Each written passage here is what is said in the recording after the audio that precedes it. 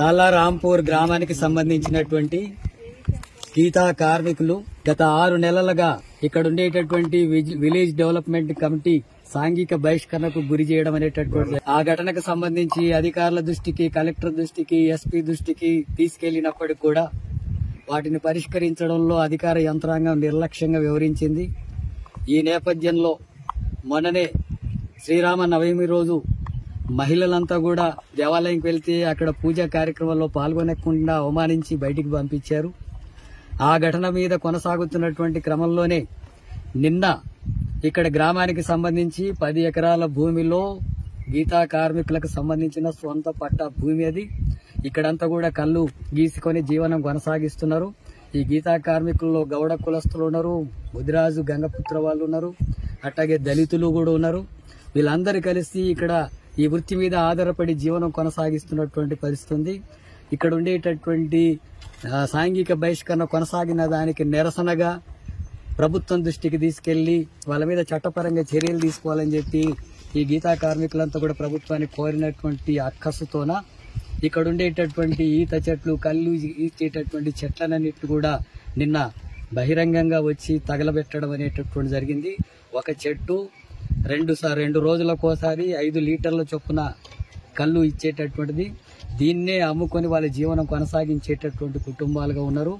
వాళ్ళు తమకు లొంగి రాలేదని, వాళ్ళ అడుగులకు మడుగులు వచ్చేటట్టుగా అవకాశం ఇవ్వలేదని ప్రభుత్వం దృష్టికి తీసుకెళ్తున్నారని, అధికారుల దృష్టికి తీసుకెళ్తున్నారు, చట్ట ప్రకారంగా పోతున్నారు అనేటటువంటి అక్కస్తోన ఇక్కడ గ్రామంలో మాదే రాజ్యం, రాజ్యాంగం మీదే, అంబేద్కర్ రాసినటువంటి రాజ్యాంగం అమలు జరగాల్సిన అవసరం లేదు, చట్టాలు అమలు చేయాల్సిన అవసరం లేదు, ఎస్పీలు, కలెక్టర్లు అంతా కూడా ఇక్కడ చెల్లదు, కేవలం మేము విలేజ్ డెవలప్మెంట్ కమిటీ ఏం చెప్తే అదే చెల్లాలనే పెత్తందారి ధోరణితోన ఇక్కడ ఉండేటటువంటి గీతా కార్మికుల సాంఘిక బహిష్కరణ చేయడంతో పాటు దేవాలయంలో అవమానం చేసేదాంతో పాటు మొత్తం ఈత చెట్లని దాదాపు 100 చెట్లకు పైగా తగలబడిపోయినాయి. ఆ రకంగా ఆ చెట్లంతా కూడా నాశనం జరుగుతాయి. దాదాపు ఇంకొక 20-30 సంవత్సరాలు వాటి ద్వారా జీవనం గడపగలిగినటువంటి చెట్లు ఈరోజు ధ్వంసం అయిపోయినాయి. అట్లాగే కొత్తగా మొలుస్తున్నటువంటి చెట్లన్నీ కూడా అవి కూడా 100 చెట్లు దహనమైపోయినటువంటి పరిస్థితి ఉంది. ఇలాంటి ఘటనలు జరుగుతున్నా ఎస్పీ గాని, కలెక్టర్ గాని ఈ గ్రామానికి రాలేదు, దీన్ని పరిష్కరించేందుకు చర్యలు తీసుకోలేదు. చట్టపరంగా ఈ సమస్య పరిష్కారానికి ఎలాంటి చర్యలు తీసుకోనటువంటి నేపథ్యంలో నిన్న ఇలాంటి దారుణమైనటువంటి ఘటన జరిగింది.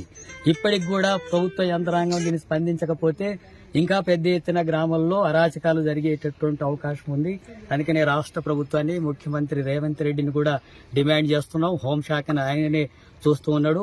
ఇక్కడ తాలారాంపూర్ గ్రామానికి సంబంధించినటువంటి దాంట్లో సాంఘిక బహిష్కరణకు పాల్పడినటువంటి వాళ్ళని, అట్లాగే ఈత చెట్లను తగలబెట్టినటువంటి వాళ్ళ పరంగా చట్టపరంగా కఠినంగా చర్యలు తీసుకుని శిక్షించాలని, అట్లాగే వీళ్ళకి అండగా నిలబడి వీళ్ళ సమస్యను పరిష్కరించాలని చెప్పి సిపిఎం పార్టీగా డిమాండ్ చేస్తున్నాం. గ్రామం మాది కాబట్టి మేమేమైనా చేస్తాం అనేటటువంటి పద్ధతిలో కొనసాగితే చూస్తూ ఉండే సమస్య లేదు. సిపిఎం పార్టీ అవసరమైతే జిల్లా వ్యాప్తంగా ఈ వృత్తిదారులను, దళితులను, గీతా కార్మికులంతా కూడా సమీకరించి పెద్ద ఎత్తున 1000 మందితోన చలో తాలారాంపూర్ కార్యక్రమాన్ని నిర్వహించాల్సి వస్తుంది. ఆ తర్వాత జరిగే పరిణామాలకు ఇక్కడ ఉండేటటువంటి ప్రభుత్వ యంత్రాంగం బాధ్యత వహించాల్సి ఉంటుందని చెప్పి హెచ్చరిస్తున్నాను. ఇప్పటికైనా కలెక్టర్, ఎస్పీ వెంటనే గ్రామాన్ని సందర్శించాలా, ఈ సమస్యకు పరిష్కారం చేయాలా, చట్టపరంగా నిందితుల మీద చర్య తీసుకోవాలా, అట్లాగే నష్టపరిహారం చెల్లించాలా.